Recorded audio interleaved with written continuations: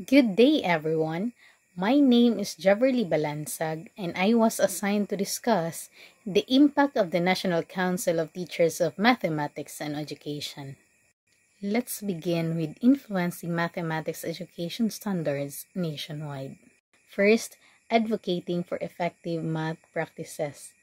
NCTM is deeply involved in promoting high-quality research-based teaching strategy.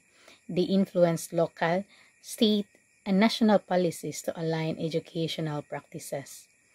Second, promoting curriculum and development initiatives.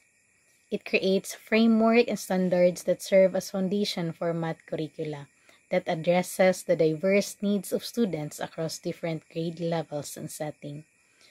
Third, engaging educators in professional development. It keeps educators informed about the latest research tools and instructional method. This helps teachers grow professionally and continuously improve student learning outcome. Measuring the impact of student achievement.